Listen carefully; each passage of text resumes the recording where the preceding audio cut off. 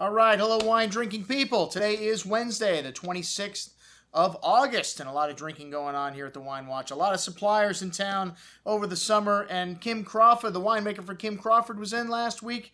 And we've had these wines many times before. We showed them at our New Zealand tasting, several New Zealand tastings we've done this year. And, you know, Kim Crawford just keeps getting bigger and bigger and bigger. But, you know, do the wines keep getting better? Hey, some of the wines still excellent in this portfolio, including some of the large production wines. Well, the first wine we had, kind of a small production wine for them at 35,000 cases, the Unoaked Chardonnay. And oak, for some reason, they just don't like it very much in New Zealand and Australia with their white wine and their Chardonnay. And, you know, I'm not a huge fan of over oak, but I think a little oak adds some spice and some complexity, some depth to the wine. So, you know, this wine's got a little bit of malolactic to it. That does give it a little bit of that butterscotch richness, but really ripe apple and peach-like fruit here.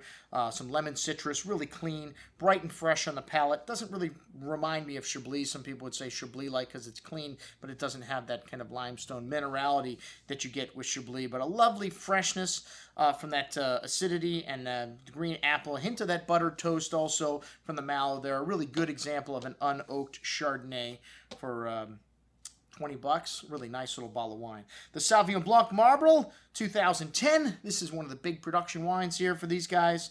And they're bottling the 2011 vintage right now as we speak. Seems a little early, but they pick their grapes in April, and they get this wine moving, get it in, and get it out really quick. Get that cash flow moving. We like to see that. 2010 really showing nicely. A little bit of those green notes starting to fade away. Fresh bouquet of papaya, tropical fruit, fresh cut grass, green peppercorns, pink grapefruit. Really fresh and zesty on the palate.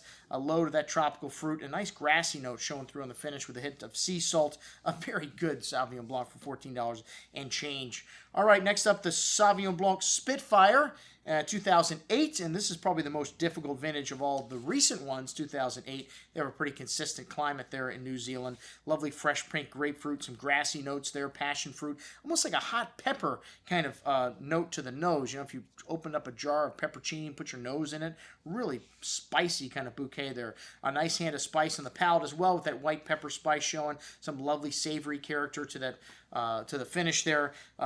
This is a small parcel program was started out about 5 years ago, and there's only 1,000 cases made of these small production wines from Kim Crawford like this Spitfire. So really limited wine, and if you like that spicy style of Sauvignon Blanc, over the top, but excellent juice at 23 bucks. All right, the Pinot Noir from Marlborough. They do two different Pinot Noirs, one from Central Otago, one from Marlborough. This wine's got some lovely spice to that red cherry berry fruit, cinnamon, kind of pretty floral notes. Nice, fresh and fruity style with that ripe cherry fruit.